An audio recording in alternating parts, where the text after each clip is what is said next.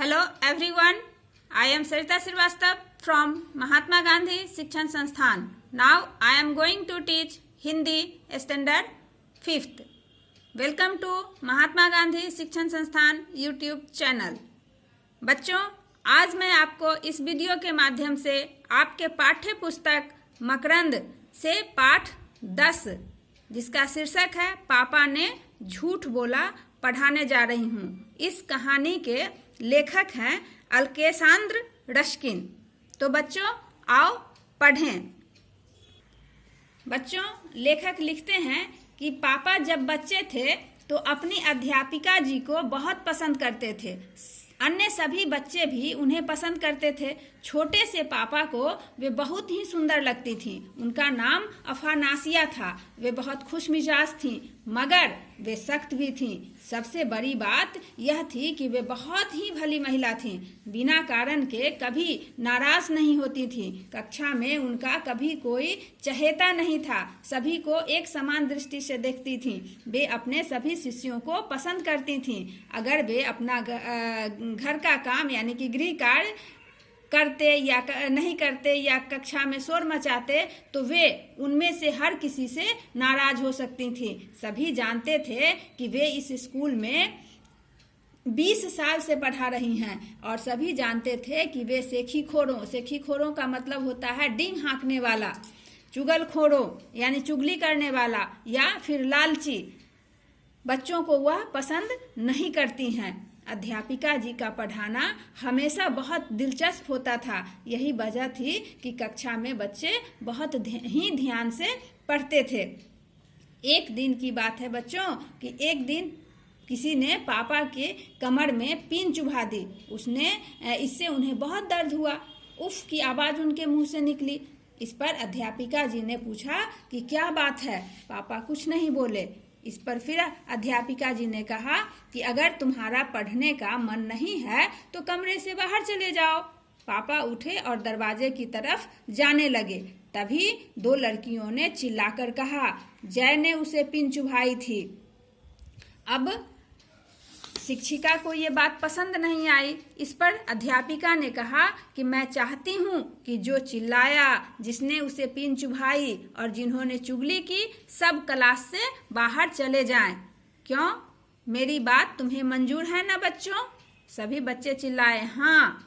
इसलिए दोनों लड़कियाँ पापा और जय के साथ कमरे से बाहर निकल गईं। अब पापा रो रहे थे। वे दुखी थे क्योंकि उन्हें पिन चुभाई गई थी और फिर कमरे से बाहर भी निकाल दिया गया था। जय उन लड़कियों के साथ पापा पर हंस रहा था, लेकिन यह साफ था कि असल में वह इतना खुश भी नहीं था जितना वह दिखा रहा था। लड़कियां न हंस रही थी न रो रही थी, लेकिन उन्हें भी बुरा लग रहा था कि बेकार में हम ये बात बताए उसको, टीचर को। अगले दिन पापा एक बड़ी कील लेकर स्कूल आए। जब अध्यापिका जी ने कक्षा की तरफ पीठ करके ब्लैक बोर्ड पर लिखना शुरू किया, पापा ने अपनी जेब से कील निकाली और जय के हाथ में चुभा दी। जय इतनी जोर से चीखा कि पापा भी डर गए। अध्यापिका जी भी बहुत नाराज हुई। अब जय को कहती हैं कि फिर तुम ही हो ना जय। अब बेचारा जय तो डर गया और फिर हाथ उठाकर रोते हुए कहा कि नहीं, मैं नहीं हूँ, इसने मेरे हाथ में कील चुभाई है। अब अध्यापिका जी कहती हैं कि कल तुमने किसी को पिन चुभाई थी और आज किसी ने तुम्हारे हाथ में कील चुभा दी। यह बात तो बहुत दिलचस्प है, बहुत ही रोचक है। अब बताओ कि जय के हाथ में कील किसने चुभाई है? सभी बच्चे पापा की तरफ देखने के लिए मुड़ गए, लेकिन किसी ने कुछ नहीं कहा क्योंकि सभी जानते थे कि अगर किसी ने कहा तो उसे भी सजा मिलेगी। इसलिए कोई चुगलखोर बनना नहीं चाहता था। जय ने भी कुछ नहीं कहा, बस वह बड़बड़ाता रहा, मिनमिनाता रहा। मिनमिनाना का मतलब होता है बड़बड़ाना। तब अध्यापिका जी सख्त आवाज में पूछती हैं कि कौन था वह?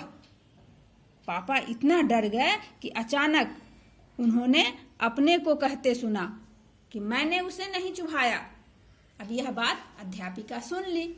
इस पर अध्यापिका जी ने पूछा कि तुमने उसे क्या नहीं चुभाया? और पापा डर से जल्दी से जवाब दे दिया, यह कील। अब सारी कक्षा में ठहाका गूंज उठा। सभी हंस पड़े। इतनी हंसी इतनी जोर जोर से आने लगी उस कमरे से कि दूसरे कमरे में जो शिक्षक पढ़ा रहे थे वह भी इस कमरे में आ गए और अध्यापिका जी से पूछा कि अफानासिया जी, आप लोग किस लिए इतने खुश हैं? इस पर अध्यापिका ने कहा कि हम लोग इसलिए खुश हैं कि इस लड़के ने दूसरे को यह कील नहीं चुभाई थी। दूसरा लड़का रोया नहीं, किसी ने चुगली नहीं की और किसी ने भी अपनी अध्यापिका जी को धोखा नहीं दिया। धोखा का मतलब होता है छल करना, छल नहीं किया। इतना सुनते ही सभी बच्चे अपने को शर्मिंदा महसूस करने लगे। सभी को शर्मिंदगी अनुभव होने लगी। पापा की तरफ नाराजगी से सभी देख रहे थे। पापा ने खड़े होकर कहा, कल इसने मुझे पीन चुभाई थी और मैं चीख पड़ा था। आज मैंने इसे कील घोंपी और यह चिल्ला पड़ा और मैंने झूठ बोला। पापा कुछ ठहर गए और फिर बोले, मैं ऐसा फिर नहीं करूंगा मैडम जी। अब पापा को अपनी गलती का एहसास हो गया था कि मैंने जो भी किया वह गलत था। फिर मैंने अध्यापिका से भी झूठ बोला। तो उन्हें जब इस गलती का एहसास हुआ तो उन्होंने मैडम जी से क्षमा मांग ली और फिर वादा किया कि मैं फिर ऐसा कभी नहीं करूंगा। इस पर जय भी बोला कि और मैं भी नहीं करूंगा मैम। लेकिन उसने पहले पापा को अपना गुस्सा दिखाया। अब उसके मन में तो बदले की भावना अभी भी भरी हुई थी। इसलिए जय जो कर रहा था वह गलत था बच्चों। अध्यापिका जी बोली कि झूठ बोलने से ज्यादा बुरी और कोई बात नहीं है। इसलिए बच्चों कभी भी झूठ नहीं बोलना चाहिए। इससे आपका विश्वास खो जाता है, आप पर कोई विश्वास नहीं करेगा। इसलिए जीवन में हमेशा झूठ बोलने से बचना चाहिए। और फिर पापा ने भी कभी उनसे झूठ नहीं बोले और शायद कभी नहीं। इसी तरह से बच्चों आप लोग भी इस कहानी से शिक्षा लेकर अपने आप को इस बुरी आदत से दूर रखोगे। हमेशा आप भी झूठ बोलने का प्रयास करते हो, लेकिन तुम्हें ऐसा नहीं करना चाहिए। इस कहानी से तुम्हें सीख लेकर तुम्हारे मन में भी यह विचार आना चाहिए कि मैं कभी झूठ नहीं बोलूं। धन्यवाद।